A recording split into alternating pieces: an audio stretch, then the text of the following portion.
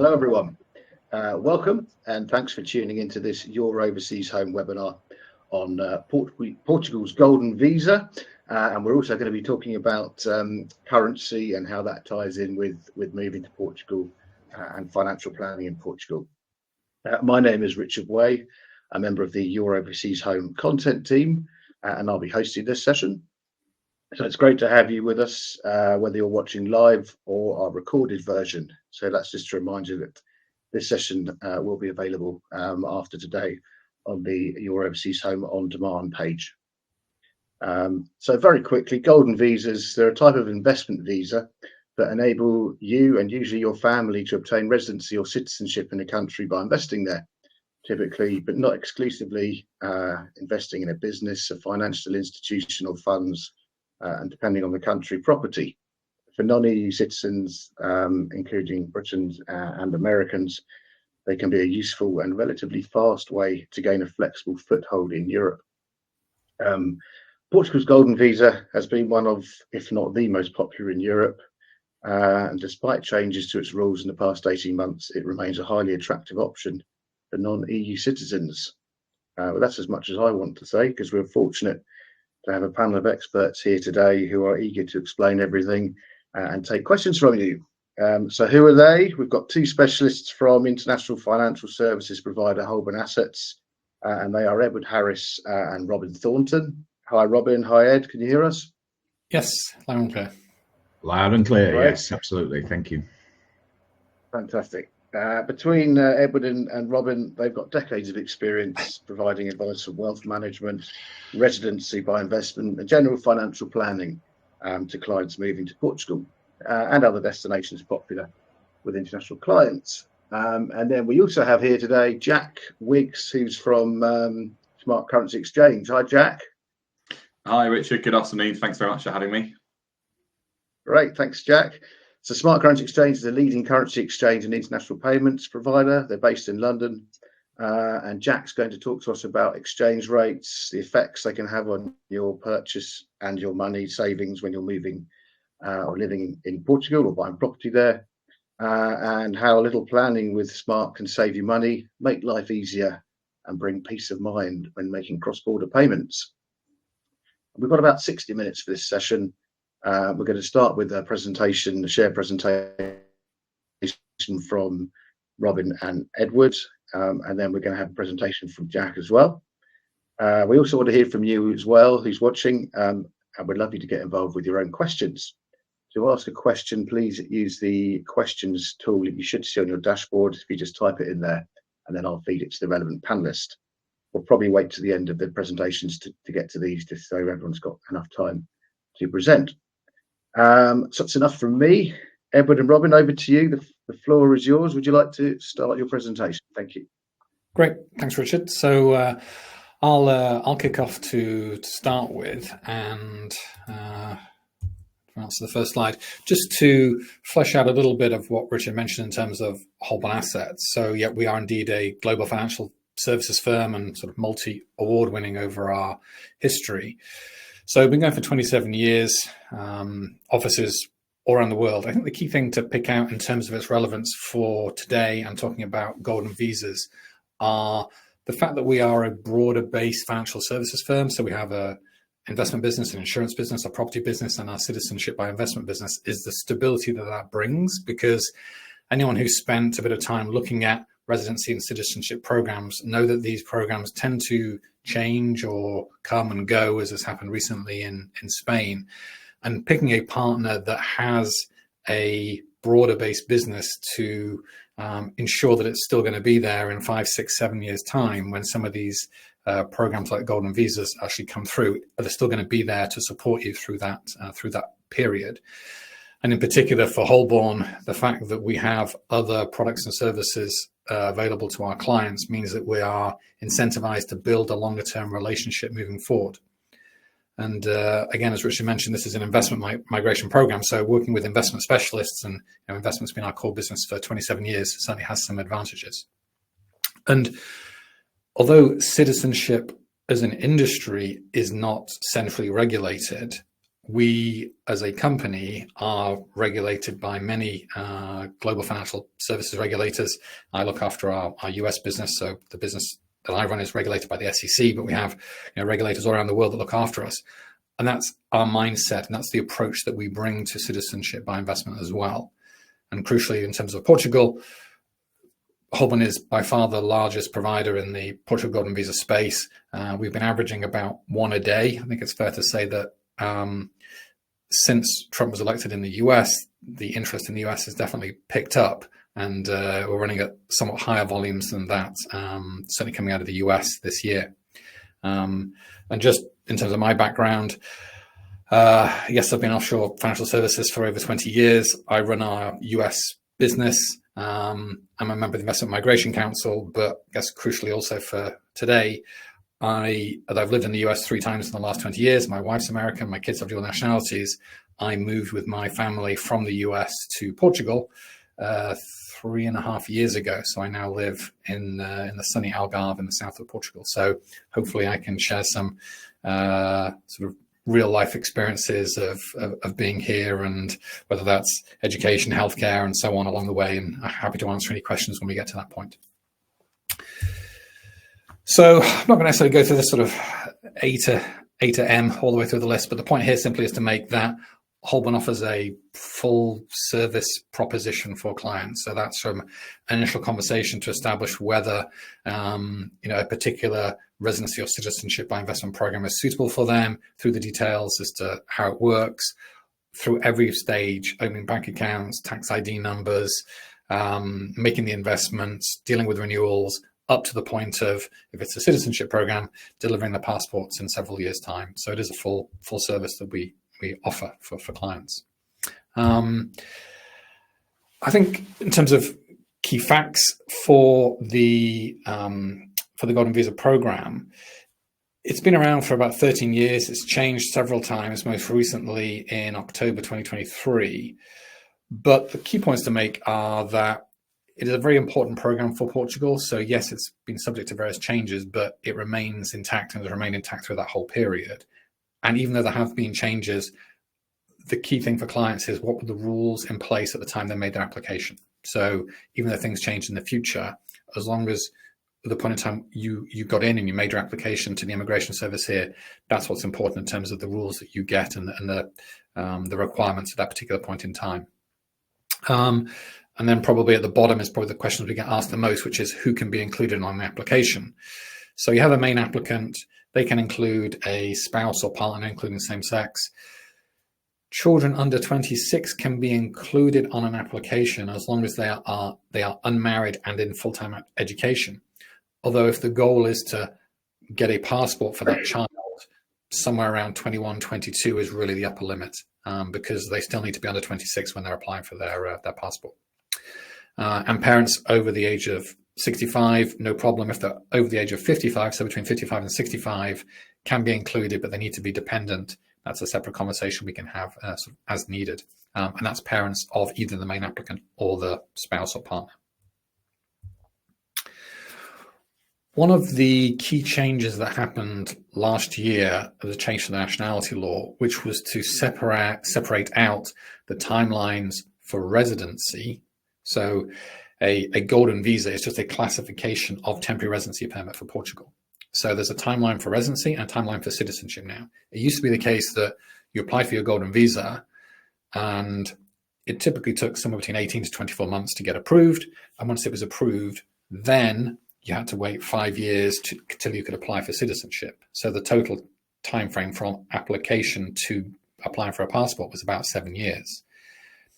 Because of some of the delays in processing the residency permits in Portugal, they decided to then separate out these two timelines. So the citizenship timeline is now very clear. You make your application, you get a receipt with a date stamp on it, and 5 years from that date, you can then apply for your Portuguese passport. The residency timelines, well, the Portuguese government still insists that they're going to get the applications down to 12 months by this summer. We would take the other side of that bet.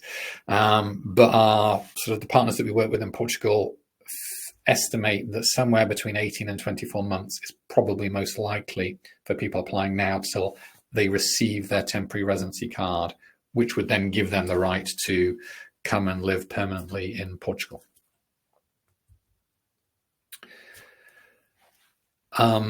Just quickly through this, once you, of course, have got your temporary residency permit, yes, you can come and live and work in Portugal. You can freely travel anywhere within the main Schengen zone, establish businesses in those countries. There was a quite well-known tax program in Portugal called the Non-Habitual Residency Program, NHR. That closed just over a year ago. It has been replaced with a new tax system called the Incentivized Tax Program. That's a whole other presentation in itself. But for new people moving to Portugal, they do get to benefit from that program as well as all the other great things that Portugal has to offer, which, as well as fantastic wine and food and weather, is also great healthcare and education system. In terms of the things that you need to do and the steps you need to fulfill in order to be able to apply for your passport after the 5 years, it's quite a simple process. There are just 3 things. You have to have made your qualifying investment, which Robin's going to talk about in just a moment. You have to have spent 5 weeks in total over a 5-year period in Portugal. Technically, you have to spend at least 2 weeks in the first 2 years and 3 weeks in the next 3 years. So technically a minimum of 2 trips, but you can stay, of course, spend more time if you want to. And you have to have obtained a A2, which is a beginner's level language certificate in Portuguese. It used to be the case that meant you had to take an exam with a 55% pass mark. Though last year they also introduced a new option, which my wife has just taken advantage of, which is simply to do an online government approved course. So as long as you do 150 hours, you turn up, you turn your webcam on, there's no assessments, then you can also get the same A2 language certificate. And as long as you've done those 3 things, after 5 years from application, you can apply for one of the best passports in the world. And of course, the right also to live, work, retire, study anywhere in the EU as well. I think this is the final slide for my bit of the presentation, but this is a question we often get asked, which is, there are lots of changes going on with golden visa programs around the world. Ireland closed theirs in, I think, 2023. Spain closed theirs at the beginning of this month. Prices going up and categories changing in Greece. And more recently, 2023, the Prime Minister at the time of Portugal announced he wanted to close the Portuguese golden visa. They didn't. They just made some changes around the edges. We have an election here. I live in Portugal, as I mentioned, next month. There are politicians talking about changing some of the terms again. Key points to mention really just are, there is a clear direction in terms of the travel for golden visa programs. They are getting more restrictive. They tend to, prices go up, and there are less investment choices. So if it is something that you're thinking about, I would consider acting on those thoughts. I have numerous conversations, including one about 2 hours ago with somebody in the US who normally starts off, I've been looking at this program for the last 3 or 4 years and wish I'd done it under the old programs when the investment requirements were somewhat less than they are now. So direction of travel is clear, but critically, as I mentioned earlier, you get grandfathered in. So the key thing is what were the rules in place, as we'll go through today, and Robin will talk about what is in place at the time which you make your application. So better to act now and secure the current favourable terms before they undoubtedly change again in the future. So I think with that said, the next slide should be over to Robin. Okay, yeah, thank you very much, Edward, for that segue into my little slot. So what I'm going to run through here is an explanation of examples of current investments that are available and how they fit into the different kind of pros and cons for clients. So this one is the Sol Aqua Hotel in Albufeira.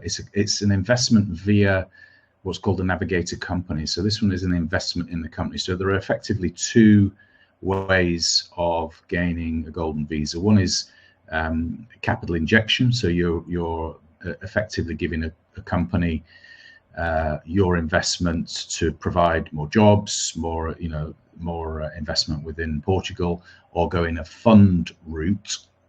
And the fund route has got to be 60% invested in Portugal as well. So this is via the navigator company. As you know, you have to invest 500,000 euros to gain your golden visa. However, the navigator company will pay you an upfront compensation, as it's called, to the investor, and that's 101 thousand euros. So effectively, the capital required is 399,000 euros. So it makes it a lot more affordable. You've got an internal rate of return there of about 3.8%. So it's not great, but with current world economics going on as well, it's actually a lot better than the S&P 500 over the last 3 or 4 months, thanks to a certain gentleman. There is an option with this one where you can take out effectively a loan of 50,000 euros to reduce the amount down to 349, and that is quite attractive as well. So the loan payback schedule, versus the capital required, and again, it's an individual conversation that we can have with clients. Now, the good thing about the Sol Aqua, and we get asked this a lot in terms of some of these investments. I mean, first of all, these companies are big, large, institutional type companies that back this, and we've used them for many, many years, and they've been in the industry for many, many years. But what happens if? Well, a good thing about the Navigator company is they will give you an apartment in the development as collateral. So the worst of the worst comes, you have an apartment to fall back on in terms of capital, and obviously then you would have a share of the remaining assets within the business. So 101,000, bear in mind, that is subject to tax because it's effectively an income, and that needs to be factored into your jurisdiction, depending, of course, where you live in the world and what those rates of taxes are. Nice little benefit they throw in here is you can stay for free in the development or one of their sister hotels up to 4 weeks a year. So when you're doing those trips that Edward explained into the country, at least that's helping out in terms of the cost to maintain the requirements for the Golden Visa. Okay, you do the next slide, Ed. There we go. Okay, now this, sorry, that's a little bit more detail really on the Sol Aqua I was just explaining. So as you can see there, the summary is 399 is the capital required. The key to this is the company will buy that back from you for 500,000 in year 6, or when your passport or PR is given, or you can acquire the property.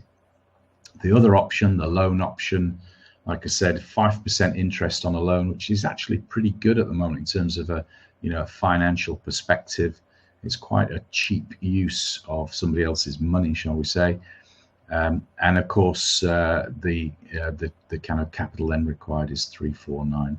Again, you get the same buyback guarantees. The good thing about this is that it's the company themselves with large reserves, large capital, that are buying that investment back from you. And there's a few pictures here of the lovely Albufeira, which is not far from where Edward lives, as I remember. You're up in the country, but this is down on the coast. So this is an existing property. It's called the Sol Aqua. It's part of the Navigator collection.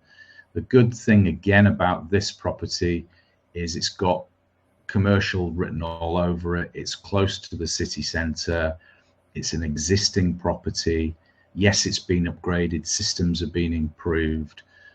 So they will increase what's called the RevPAR, which is a revenue per available room, and make it a more profitable business.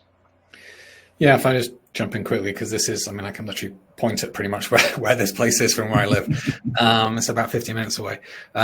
So yeah, I mean, Albufeira is pretty much the biggest tourist town in the Algarve, so in southern Portugal, and this is pretty much smack in the middle. So sort of this picture on the top right is the old town part of Albufeira, so the sort of quaint little streets and sort of cafe bars and so on, and the marina is up that side as well.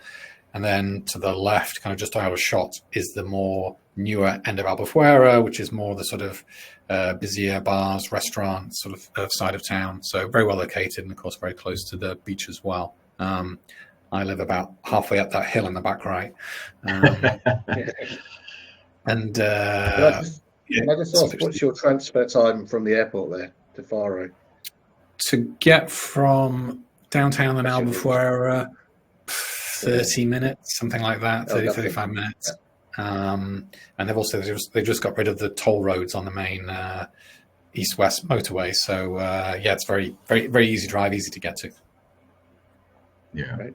So these are one or two pictures of the type of development. So again, it's a good commercial offering. So remember, it's an investment into the company, the Navigator company, and it qualifies for the Golden Visa.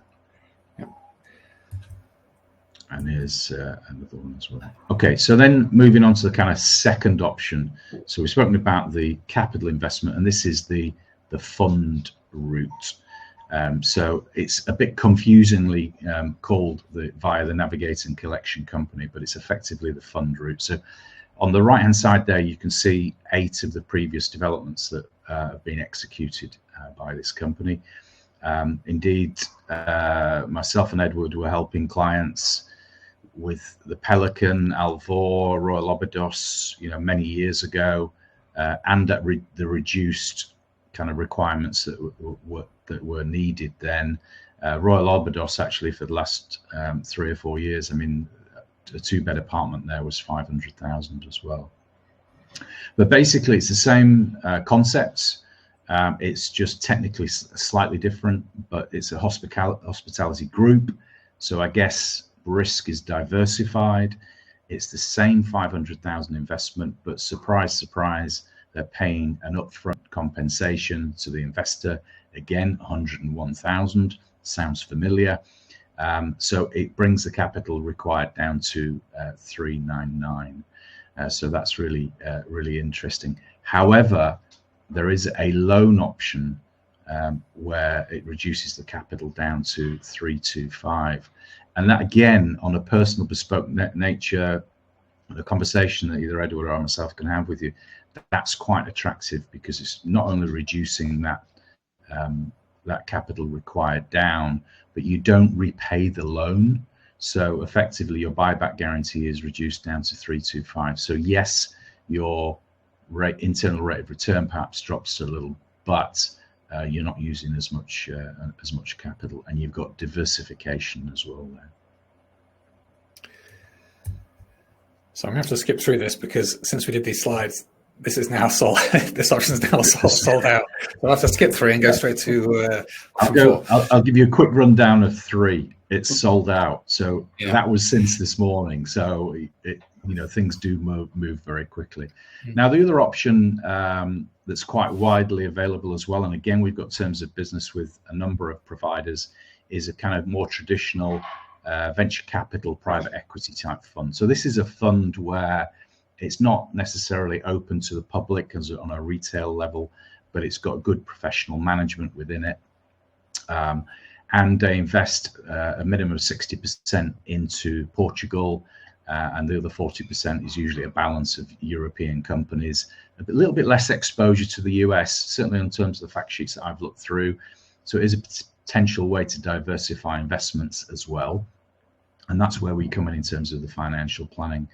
The downsides to that are usually there's quite high entry fees or an entry fee, typically circa around 2%. And they always have a performance fee as well. So like all these kind of funds, if they're making money for you, the theory is they're making money for themselves as well. And it's typically a 20% of the return. And there's usually what we call the high water mark as well. So if it goes over that, that's when the return, the performance fee kicks in. However, if you do equate that over the 7, 8, 9, 10 years, perhaps, because these are actually quite good investments as well, as almost like in terms of pension planning, etc., that they can provide good returns, but very significant costs. So you could certainly be looking at over 100,000 in terms of fees. Again, it's a bit of a generalization, but liquidity could be a factor. Some of these funds are, in agribusiness or tech or energy, and it's reliant on the third party coming along and buying that business or providing that liquidity. A good example is the agricultural side, where effectively you're reliant on somebody coming along and purchasing a farm, or whether that be agricultural, whether it be energy that's on there, whatever. But it's there is a little bit of ambiguity there. Returns are variable, like all things. Historical performance is not a guide to future performance, which is on probably every disclaimer you've ever read. But we can discuss these on an individual basis. Like I said, there are options there, and it clearly depends on the individual client. So shall I do my summing up and then? Yeah, you do the pros and cons. That's good. Thanks. Okay.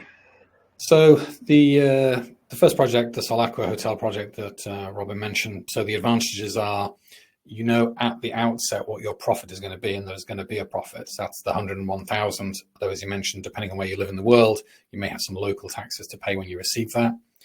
Added advantage, it's asset backed, so there is a physical unit. That it'll say in the contract, room 374 is assigned as collateral against your investment, and you get the option at the end as the investor to say either cash my shares in and give me my 500,000 back, or I want to take ownership of the units. That's your choice. And these are all established operational hotels, great places to stay. Disadvantages are, it's only a 3.8% annualized return, although that is about the same as 5-year treasuries in the US at the moment. So it's still an acceptable rate of return. And yes, you may have tax to pay depending on where you live on the 101,000. So in summary, for most of our clients, it's certainly the most popular product that we do, and generally is best overall if you have access to at least the 349,000 euros of capital. So that's using that extra 50,000 loan that Robin mentioned. The Navigator fund, so effectively the fund option to get the same sort of underlying exposure. Advantages, has an even lower capital requirement, so down from 349,000 to 325,000. Same other advantages, operational business, and the profit is the same, investment return is the same. Still potentially got tax to pay on that 101,000. The disadvantage versus the first way of doing it through the company route is the fund way of getting into that exposure doesn't have that asset-backed guarantee built into it. But on the flip side, it does have a marginally lower initial capital that's required at the beginning. The finance VC fund option, that's the one that's now sold out, so we'll skip through that. So then the full venture capital private equity funds, the advantages would be, there's an opportunity there to make higher investment returns, and historical returns have been much higher because it's been an incredibly supportive market for investing generally over the last few years. And it is a familiar fund structure for people that have done private equity or venture capital fund investments in the past. Potential disadvantages are you then have the risk of capital loss. Things go down as well as up. So you do have the full 500,000 euros potentially available to be lost in the markets. As Robin mentioned, a lot of these funds, they are, I would say, more private equity based than venture capital. So they tend to invest in illiquid assets. So when you get the money back, can be delayed. They typically have a plan to disinvest between years 7 and 10. So the money's typically tied in for longer.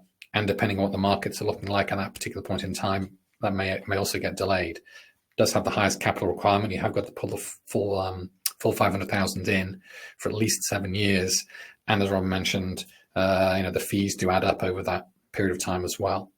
So best if people have the tolerance for that risk liquidity, but want the opportunity to get, an investment return that's above the sort of 3.8% that the Navigator company can provide. So that's the presentation bit of our part of this over now. Okay, thank you very much, Robin and Edward. All very useful. I've got questions, even if no one else hasn't. I've got one that's coming actually, so we'll come back to that. But before that, I'd like to invite Jack Wiggs from Smart Currency Exchange. He's going to talk to us about currency and why it's so important. Yeah, fantastic. Thanks, Richard. And yeah, good afternoon, everybody. Good to see everybody on here. As Richard said, I'll be talking you through sort of currency insights in relation to the currency markets, trying to link it to the golden visas that we've heard about today. Just a small introduction on smarts. We've been in the industry now for over 20 years, actually our 20th anniversary last year. We specialize in high value transactions, and particularly focusing on helping clients navigate currency risk, which I'll come on to in a few moments. So the currency markets, an introduction to the currency markets. There's some key stats here in front of you on the screen, but just to pick a couple out that I particularly like. $7.5 trillion traded every single day, so it makes it the largest currency market in the world, the largest market in the world even. And the currency markets move every half a second, so our currency specialists here are kept on their toes by albeit the ongoing currency fluctuations that we're seeing at the moment. Smart, we're based in London, and that's considered the centre of global currency, so we're right in the middle of that. Why do currencies move? So there's lots of factors. I've sort of split them into three here, so political, economical, and geopolitical. A few sort of key points in the last few years to keep in mind. I'm sure you remember the mini budget from Kwasi Kwarteng in 2022, moving the pound against the euro around 8% with only a few weeks having passed, so quite a severe event there for clients who were undergoing things like golden visas at the time. More recently, the Trump appointment in the US last year shifted the dollar against the euro by over 10% with only 3 months having passed. And I know we very briefly touched, I think Robin sort of moved around the idea, but obviously the Trump tariffs within the last few weeks and headlining the news has also played quite a key part into our current clients trying to navigate through currency markets and making international payments.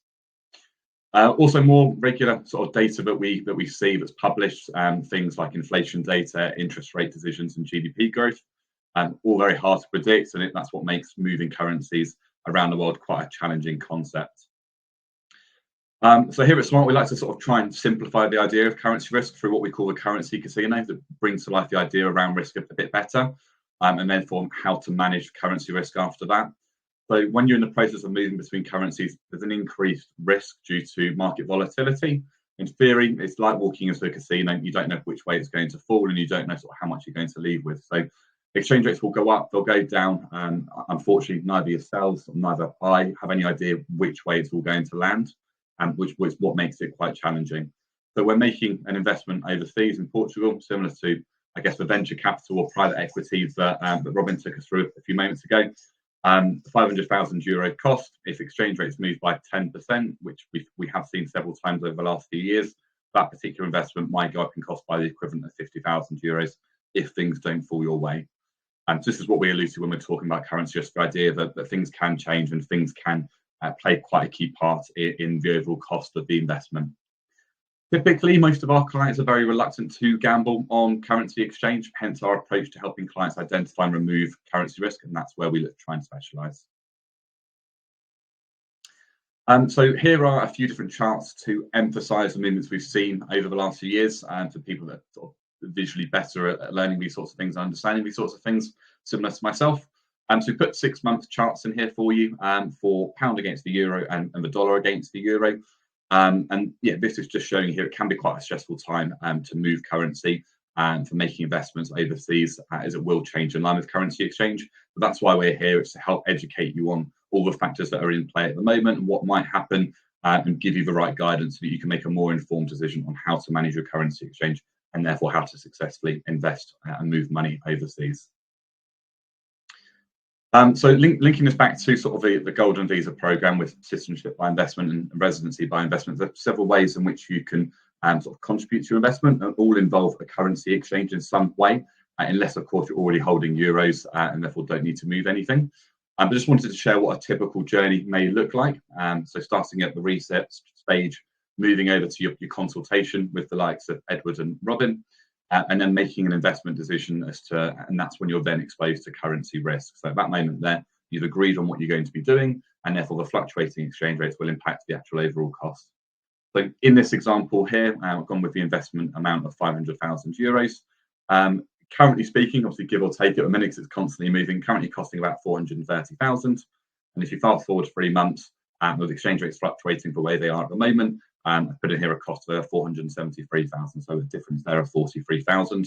And obviously fluctuations in the future aren't guaranteed, might be favourably, might not, but it's just to give you an idea of actually how serious it is and how much help people do need managing currency exchange.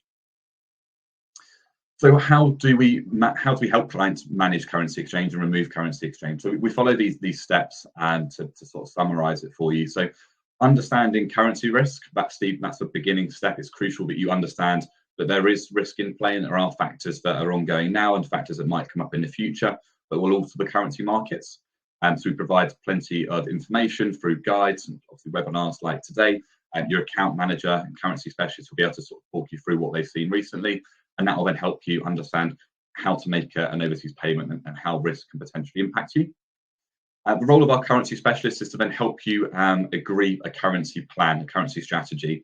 So understand your appetite to risk and put in place an agreed strategy in preparation for the day that you actually go ahead and make your investment choice. Then begin your Golden Visa journey, and that's when you want to really execute your plan. So our currency specialist will work with you to put in place the pre-agreed plan in order to give you the protection that you desire. And then regular transfers. So yeah, we're not just here for the initial payment that you have to make. As I said, we've been here for 20 years and we still have clients that use us today that used us 20 years ago. And I'm really proud of that fact. We want to be a service that you can use over and over and over. So yeah, as I said, last year we celebrated 20 years of business. Still lots of repeat clients there using our online platform, still using their account manager to this day. And we've got a few other products as well that they're still using. So how exactly do we help clients limit risk? We do this through our product set. So there's a few products here that I've mentioned that are more relevant to today's webinar. So the first one being our most straightforward, which is spot payments. So if, for example, you're making a one-off transfer into Portugal for any reason in particular, but you need the money to be there ASAP, you'll then send us the originating currency, which might be pounds or dollars, for example, into Smarts. We'll do the conversion for you into euros and we'll send them on their way to Portugal today, and they will arrive either today or tomorrow. So very straightforward, usually used for sort of smaller one-off payments that you might have. Forward contracts, so these are our most popular products that we have, so typically used for investments, overseas property, and sort of just larger payments that you're looking to make overseas. So forward contracts is where you fix an exchange rate in to then use the currency in the future. So you lock in today's exchange rate, you place a 5% deposit today, and then you pay the remaining 95% over the duration or at the end of the duration of your particular contract. So yeah, it could be 24 months that you book this in for, but typically our currency specialists will tailor this to your needs. So if you're undergoing an investment that might last 6 months, then we'll look at a 6-month contract for you where you pay 5% now and then 95% in 6 months, but you get the exchange rate from today. So really the benefit of that is peace of mind over what the cost is from day one, rather than there being a mystery number, a mystery cost in 6 months' time that can be quite shocking and can be quite detrimental to your investment. We'll hold the euros here for you. So we hold them in a ring-fenced segregated account, and then you'll just need to provide us with the onward details so that we can then make the payment over to then complete your investment. So regular payment plans, or RPPs. So this is where it automates your regular payments that you might need. So typically for things like your living expenses or pensions, moving salaries around the world, things like that, that's where a regular payment plan will come in play. In this particular instance, and how it would work in reality is you'd set up a standing order from your bank to Smart Currency, and whichever currency it is that you wish to move, and you can choose the day of the month that we're going to be receiving the money from you and the amount of money that we're going to be receiving. Money would then leave your bank, arrive with Smarts, and automatically we then convert it into euros and transfer it same day into your Portuguese bank account, for example. Once you've done it once, it's all set up. So there on in, it's fully automated. It will happen every single month unless you want to amend the amount or cancel the regular payment plan for any particular reason. We can also look to fix an exchange rate. So in this particular example I just went through, it fluctuates every month. But if you were wanting a more stable amount of money to arrive, we can fix it in for up to 2 years.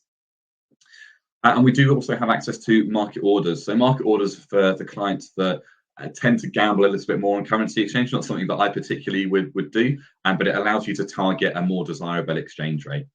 So how that works is that we place a market order for you at your desired exchange rate you wish to go and achieve, which is above where the market's performing now. It runs 24 hours a day and 5 days a week. And if it gets to that particular point, we automatically buy the currency and then it's yours to use as and when you wish. It is high risk. Currency exchange aren't guaranteed to move in the way that you want them to. So if it were to move in the opposite direction, there's obviously going to be an increased cost and increased risk just due to it being a different exchange rate. And I believe that is the end of the presentation for the currency. So yeah, just invite you to use the question box at the bottom right for questions for myself, Robin, or Edward. And we've also put our QR codes on there as well. So please do scan those and take a note of the contact details and get in touch when it's appropriate for yourselves. Great, thank you very much, Jack. Just picking up on how you can apply your service and your forward contract to making a Golden Visa investment through Holborn. Just talk us through how that works, because the key thing here is it's from the moment that someone commits to an investment through Holborn Assets to the point of actually sending the money to make that payment. That's the time where fluctuation in the exchange rate can alter what it's actually costing you in your source funds, whether it's sterling or dollars. I don't know, Robin or Edward, when you're talking to clients, what is a typical timescale? So you'll have your industry chat with them, and then I guess you'll come to a point where they've picked an investment that they want to use, and it's that from that point on when they commit, and then they need to be thinking about how the currency could change. Well, actually, I suppose it's from the moment they decide to do that, because there's never any right or wrong. Sorry, just jump in there. There's never any right or wrong. It depends on what type of investment they're doing and which country they're coming from. So again, it's a bespoke conversation with each individual client. But generally speaking, if somebody commits to a Golden Visa, for example, and they sign the initial contracts next week, they're going to have to send some legal fees and some costs in euros to start with, and then it could be anything between 3 to 4 months after that period in time, once all the legal framework and everything is sorted out, before the actual investment is made. So it's very much dependent on the individual circumstances and how they're holding that cash now and where that cash is held. So like most things in the finance world, there's no one clear-cut answer. Yeah. But certainly over the last 3 to 4 months, most of my clients are from the US. If they'd locked in a forward contract with Jack 3 or 4 months ago, they'd be very pleased with themselves, because the euro strengthened around about 10% over that period of time. So that's made quite a considerable difference to the amount of dollars that they would need to fund it. Yeah, and on that note, Jack, could I just ask you a question? So on the forward contract, it's effectively costing you 5%. Well, you're depositing 5%. So if the market moves more than that 5%, you could potentially just walk away from it and take the better rate. Is that how it works, or do you have to follow the whole thing through? There's 2 parts to that. So 5% is not a cost; it's just a deposit. So you pay the 5% now, 95% in the future. In theory, yes, you can walk away from it if it moves favourably and you want to leave the contract. Yeah, you can. We don't have clients that speculate on currency. We aren't allowed to help you speculate on where it might go to and where it might be. The whole idea behind this is to help you curb your currency risk. But if there is profit and you do want to walk away, then that is an option to you. But I would never advise someone enters into a currency contract with the off chance that you might then profit. Only enter into a currency contract if there is a need for currency at the end of it. But I do get that things happen in life, and there are reasons and ways to then unwind the contract. Is it, do many clients hedge like 50% of the funds with a forward contract, and then the remaining 50% they might wait for the day and do a spot contract, so you're not entirely exposed to the exchange rate moving against you? Yeah, precisely. You can do a blend of the products that I went through a few moments ago. Typically, most clients will just do 100%. They want to know what the cost is going to be, rather than it being still a guessing game in 6 months' time or 3 months' time. But you can place a forward contract for half the amount now, and then worry about the other half later. What I would say with that is don't leave it to the last minute to do a spot contract, because if you do that, whatever the exchange rate is on the day, that's what you're going to have to go and do. And if it's 5%, 10% more, that's unfortunate. And throughout that 3 months between your forward contract and your completion with where you're going to do your spot, there may be a really good opportunistic time here in the middle where exchange rates have moved to a particular high, and actually a market order might be more beneficial for you to then track that and allow us to let you know when it's more favorable to then buy your currency at a better exchange rate. But what I'd always say with this is planning is key. If you can have a conversation with a currency specialist a couple of months in advance of you actually making an investment decision, that gives you time to learn and understand currency exchange in a bit more detail. But it also allows you to build a relationship with your currency specialist. They know what your plans are, they know what your appetite to risk is, and therefore they can start working with you on a plan before everything gets very real and you've got 101 things to do with legal fees and everything else, as well as doing the currency and worrying about that. That's quite an important thing that you didn't. I don't think you sold it enough. The fact that your service is, it's a personal service. Your clients can contact account managers and have conversations and make strategies, and you get to understand individual requirements, approach to risk, etc. And that's how you'll formulate a plan for their currency transfer requirements. Because I mean, still too many people, they need to send an international payment, they go to their bank. And they just, they wait for the day they need to do it or the day before, and they just make a straightforward transfer without realizing that the service you offer is there and so more beneficial in many ways. So we really need people to actually grasp that as well. And the fact that people like Smart Currency, you work in tandem with companies like Holborn Assets, so you put together this sort of one-stop shop group of experts who can help. I might add there, Richard, from personal experience as well, is that if international clients tend to have multi-currency accounts, I do myself, and it's cheaper and saves me an awful lot of money to send money out of my sterling account to Smart Currency for them to send it back into my euro account with the same bank. It saves me a fortune. So, it's crazy that people still use banks in this day and age. Yeah, and just to go a bit further with that, Richard. So your banks, you're quite right, they're still our biggest competitor. Can't remember the exact amount, but it's something like 80% plus of all foreign currency transactions still go through a bank. And it's mainly down to education. People don't realize that we're here and able to help with currency exchange. They just use a bank because that's what they're familiar with. The main differentiators between us and the bank. So one is the product set. We talked about forward contracts enabling you to take control over currency risk. Most banks will only allow you to do a spot contract and then immediately send the money out. So people will have to leave that right to the very end to take all that risk on, and then use a spot contract with your bank at the very end. So our product set is much more advanced and much more tailored to our clientele. It's our focus on risk management as well that really sort of nails the forward contract piece versus the spot contract piece. You then got the service. So every client has their own relationship manager, account manager, currency specialist, and it's their role to build that relationship, really understand what it is that they're looking to do as in the client, and then be on hand to help with every single part of the journey. So they've done this thousands of times, helping people move money over to Portugal. They understand all the banking information, they understand all the payments that you need to make, and therefore it's our bread and butter to do that. And then it's the pricing that Robin mentioned. So typically UK banks and US banks are quite similar with their pricing. Smart are typically 2 to 3% better than most high street banks. Obviously there's a lot of variation with that, but not only is it going to be a more cost effective way of managing your currency, it's a much more pleasant and well-rounded service as well. And also the Holborn guys talked about their regulations and accreditations, but similarly Smart is you're just as regulated, you're FCA authorized, so there's no difference to using you than a bank in terms of regulation and safety of funds, etc.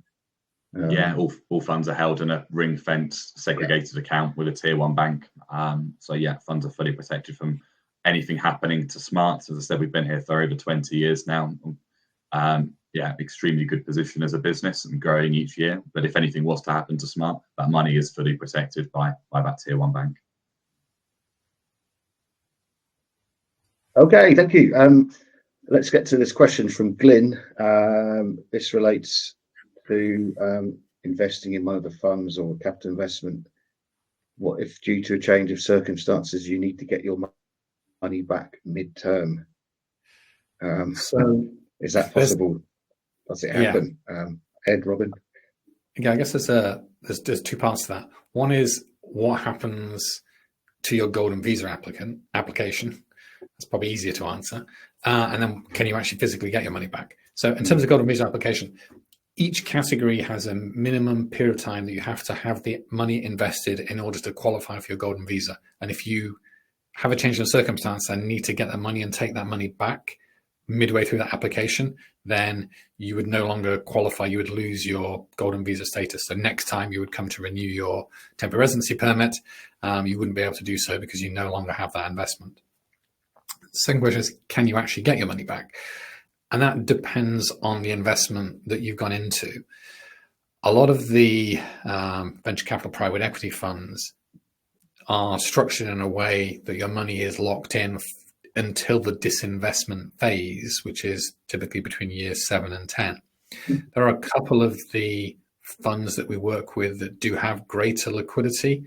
And if that's something that you're concerned about, it might steer your investment choice, or we would help steer your investment choice towards a one of those funds that does offer greater liquidity, so that in case of an emergency or change of circumstance, and you do need to get the money back, yes, you're going to forfeit your Golden Visa application, but you can at least physically get the money back at whatever mark-to-market price it happens to be at that particular point in time. So it's possible in certain categories of investments. So if that's something that you're concerned about, then that's something we could build into a proposal. And presumably, if you're buying into a scheme that had an incentive, like the income paid up front, would you have to repay that, or would it be prorated down, or just to complicate it even more? It's complicated slightly even more, but typically, yeah, it would be prorated because you've effectively been paid. The way that number was calculated is it's the net present value of income that's 3.8% per annum. So yes, there would be a calculation that would be done and say, this is, instead of the buyback of 500,000, it might be 430,000 or whatever the number would be, sort of proportionally depending on how long you'd held the investment for. Okay. Thank you. I think that answers the question. Just flipping that, do many clients leave their money in the investments for longer than 5 years just because it works for them in their circumstances, or do they normally can't wait to get it out and do something else with it? Or typically, most people take their money out. Rewinding back sort of prior to 2021, residential real estate was by far the biggest category, and people would typically keep their apartment or their villa.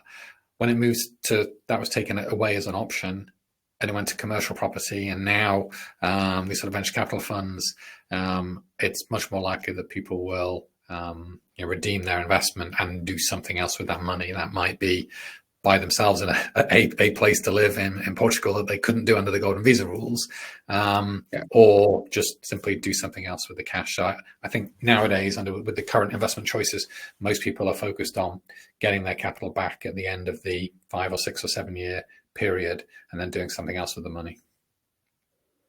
And the important thing is you referred to the previous rules when you could invest in residential property. These are all classified as commercial or hospitality, so they're not. Although you said you'll have a designated room or a part hotel suite, whatever, in the resort, it's not a residential property in there. That's why it qualifies. Yeah, they're actually neither residential nor commercial. So you're investing in a hospitality business. So the Navigator Collection is a Portuguese company that operates the hotels. You would no longer, under the current rules, be allowed to physically go and buy a unit and have title of one of the units in that room.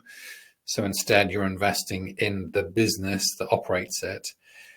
There's nothing in the rules now that says you can't have physical property as collateral against your investment in that business. So that's how it's been structured in that way. Okay. I mean, these sort of rules are exactly why you need to go to people like Holborn Assets to invest in the right funds, because these are all regulated and approved at government level. Is that right? To say that they are eligible for the Golden Visa scheme? Yeah, so depending on the category, there's the venture capital funds. There is a list on the government website you can look at. Some of the other categories are sort of self-certification, but we either Holborn itself or the partner that we're working with for all our projects has gone to a leading Portuguese constitutional law firm, and we've had them write a legal opinion to confirm that this structure set up in this way meets the requirements as set out in the nationality law in Portugal, to ensure that the clients are investing into something that would definitely qualify. Yeah. Okay, we've got just under 5 minutes left. Just more generally about your clients at the moment. You mentioned you've got more people coming from the US for obvious reasons. Who are your typical clients? What are the sort of profiles of them at the moment? Robin. As Robin's still on mute, I'll keep talking. I think for Portugal Golden Visa, I think now it's about 80% of our clients come from the US, which is up from 20% 2 years ago. A lot of people coming out of the US. They tend to fit into, I would say, probably two camps, what I call the Plan A's and the Plan B's. The Plan A's are the typically either retired or approaching retirement, and know that at this, at some point in time in the relatively near future, 3, 5, 10 years out, they want to go and spend, even if they're not going to retire permanently in Portugal or Europe, they want to be able to have the option to spend as much time in Europe as they want to, travel around.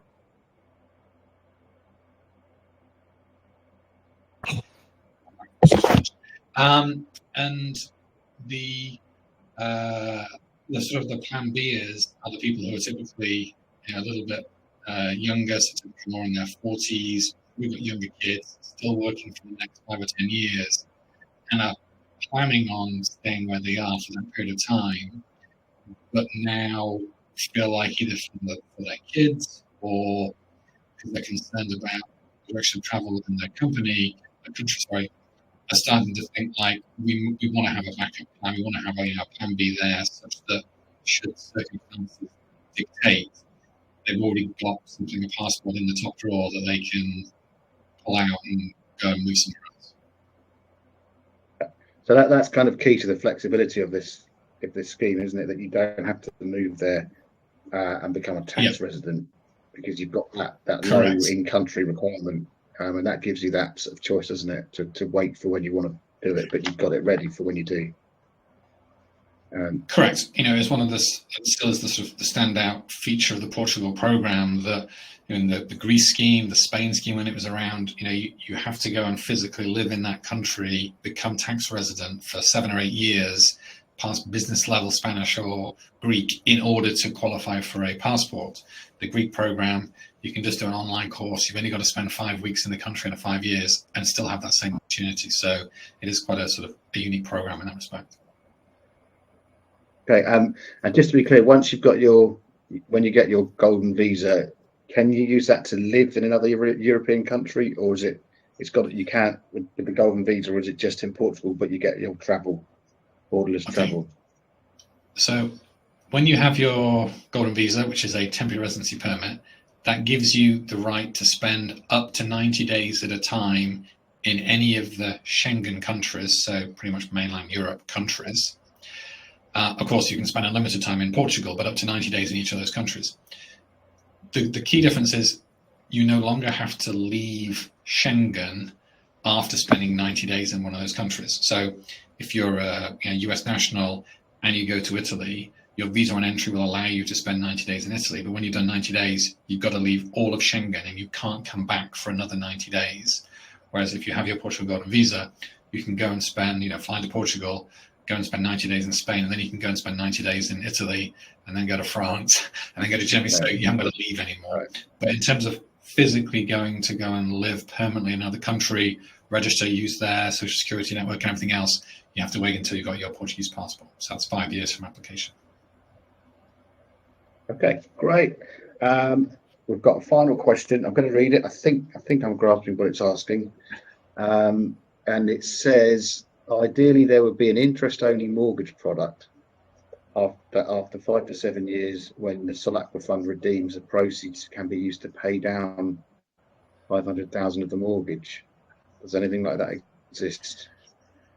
Well, shall I take that one? It's more of a loan, isn't it? A commercial loan. Yeah, actually, that is the product that has just sold out. So we, as of this morning, so we launched a product where effectively the client would pay upfront the interest on a substantial loan, a 500,000 loan, and kind of de-risked everything. So it's not quite an interest-only mortgage where people were, paying on a monthly basis. You did have to pay the interest up front, but it substantially reduced the cost right down. It was more of almost like a donation route, and that has quite quickly and instantly, closed.